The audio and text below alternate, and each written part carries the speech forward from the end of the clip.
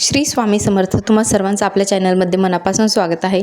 आज मी तुम्हाला पूर्ण कुंचन सेवा कशी करायची त्याची पूर्ण विधी सांगणार आहे. ही सेवा केव्हा केली जाते, कधी करायची आणि कशी करायची, 41 दिवसाचा संकल्प घेऊन कशी करायची, हे सगळं सांगणार आहे.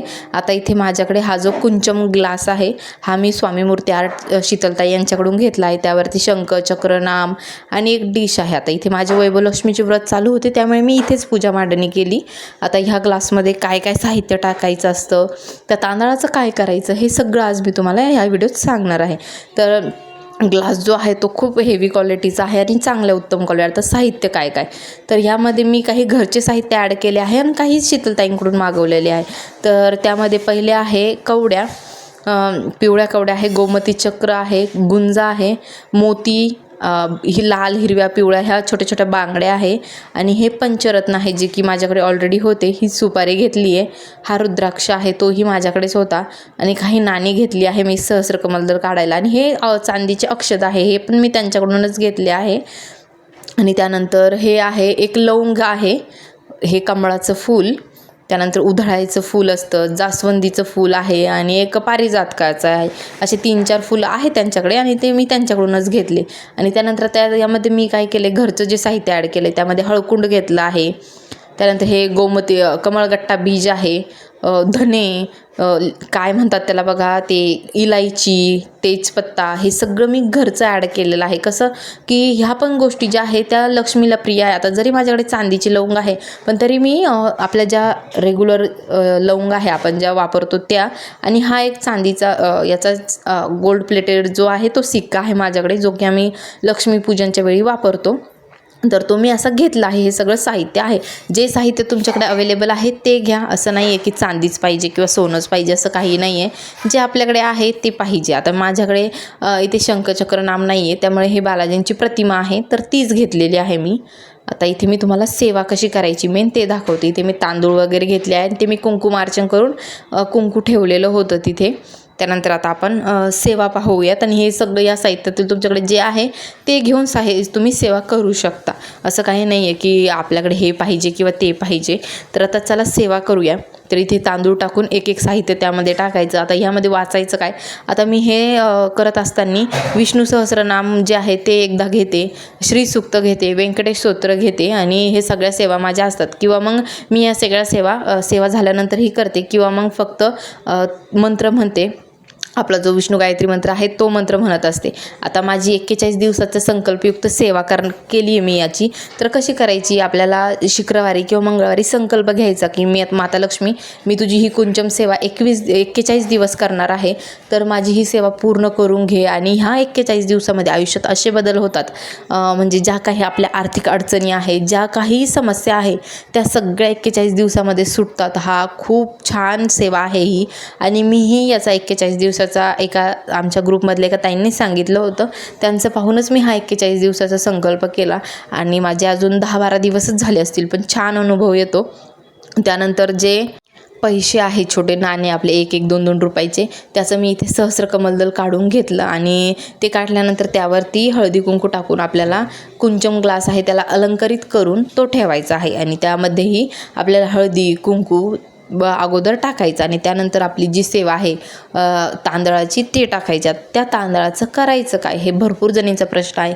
ताई आम्ही खिचडी करू का, ताई आम्ही भात करू का, भरपूर जणी म्हणतात. पण याचा तुम्हाला काहीतरी गोड करा किंवा भातही केला तर काही हरकत आहे, फक्त तिखट काही करू नका. आणि स्पेशली नॉनव्हेजला हे तांदूळ वापरू नका, कारण की हे आपण देवीचे केलेले असतात, देवीची सेवा असते ती, त्यामुळे नॉनव्हेजचे तांदूळ आपण वापरायचे नाही. याची स्पेशल पूजा मांडणी करायची का, काही गरज नाही. अगदी तुम्ही देवघरासमोरही सगळं ठेवून आपली जी पूजा आहे, जी सेवा आहे कुंचम सेवा, ती करू शकता. असं काही नाही की आपल्याला याला वेगळीच मांडणी करायची आहे किंवा काही, असं काही नाही आहे. मस्त छान असं पूजा करा, छान असे अनुभव येतात. आणि जे काही आता साहित्य आहे ती मी याच्यात एक एक ॲड करून माझा लक्ष्मी गायत्री मंत्र जो आहे, काही भगवान विष्णूंची सेवा, काही ही लक्ष्मीची सेवा, असं मिळून मी ही सेवा करत असते. तर असं काही नाही. आणि एका जणीने मला प्रश्न विचारला होता की ताई यामध्ये बराबर सिरियल नंबरनेच आपण त्यामध्ये साहित्य ॲड करायचं. तर असं नाही आहे, तुमच्या हाताला जे लागेल ते तुम्ही त्यामध्ये ॲड करून सेवा करू शकता. असं आता फर्स्ट टाईम जर तुम्ही कवड्या घेतल्या तर नेक्स्ट टाईमही फर्स्ट टाईम कवड्या घ्या असं काही नाही. आणि आता याची उत्तर पूजा कशी करायची, आता ही सेवा झाली, आरती झाली, त्यानंतर उद्या दुसऱ्या दिवशी त्याला हळदी कुंकू व्हायचं, साखरेचा नैवेद्य दाखवायचा आणि कुंचन सेवेला धूप दीप दाखवायचं, माता लक्ष्मीला हळदी कुंकू लावायचं आणि ते तांदूळ जे आहे ते बाजूला काढून घ्यायचे. आणि त्यानंतर आपण त्यामध्ये जे साहित्य टाकले आहे ते बाजूला काढायचं.